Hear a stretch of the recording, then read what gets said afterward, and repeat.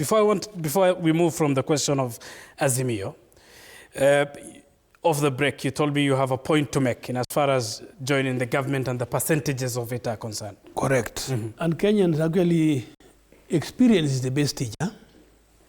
Kenyans, we have lived with our constitution now, more than 10 years. What value have we noticed we need to add?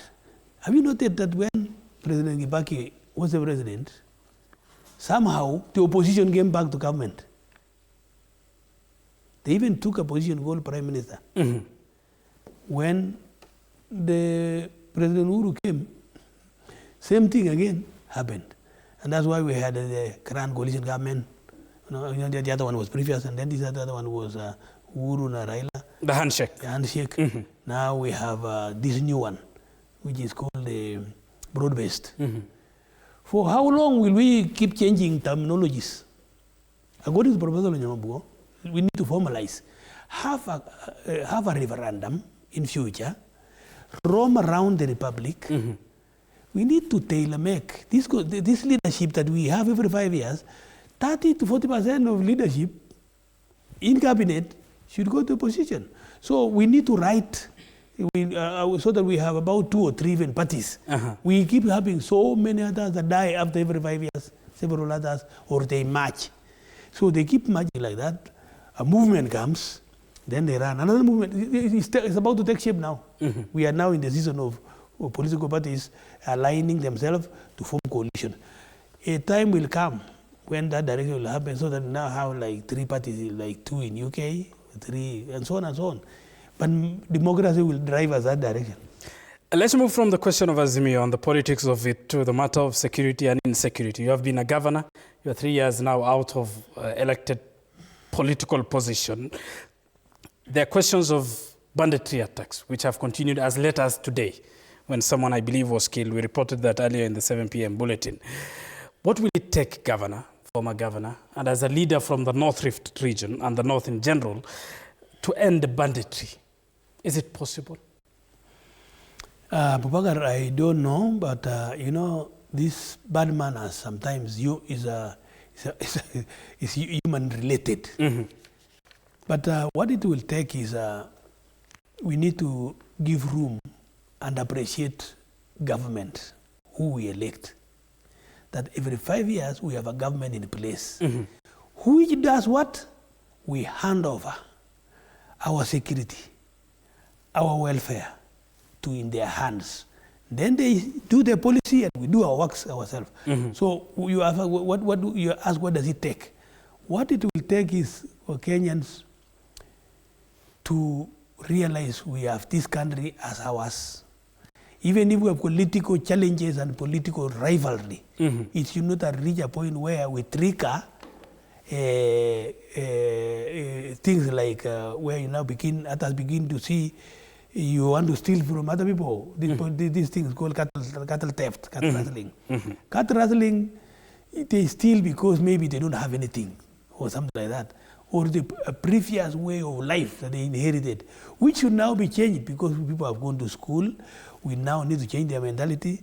But the way we approach is also another thing. When I was a governor and when I was a senator before, we sat down and introduced, handed over some of these things to them, some of these approaches. We would ask the reformed warriors, how do you want us to approach?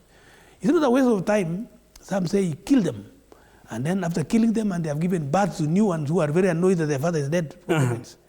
So to me, I think the minister, the cabinet secretary, Secretary Murkomen is trying a lot at the moment. He's my neighbor. We used to do a lot of work together when I was the governor. He's my neighbor. The approach is to use community as well. We have these elders why are they around? Some communities depend on elders more than even education. You are signaling a cultural change. A cultural change, but use the culture. Because you cannot just have a quick change. Use the culture to change these things. What I meant is, like, for example, my agenda when I was the governor, I decided to develop the agenda for my leadership, to develop what's for good, using the cow. Use what they love most, to change them. So I introduced cows and goats and sheep and camel, and then suddenly they said there's a leader who walks footsteps. And then now the rest can now come when we have captured their mind. And Professor, given that this is a persistent problem, how much are politicians equally to blame for inflaming through their words and actions these attacks? It may be there, but when I was there for 5 years, and 5 before as a senator, and I've also learned a lot of, I've even written a book about these things. Sometimes we end up blaming politicians just because they are speaking. They don't, when our army, for example, go to do operation, they end up destroying the innocent ones, and the criminals have migrated. So when they start in the camp and say, why are you killing these other ones, when the real ones have disappeared, people say now, would this politician be profiting from this? I don't think we should go to that extent. If there is any, because human beings are human beings, we have nowadays these gadgets called mobile phones, which our security system can access. They can tape and tap.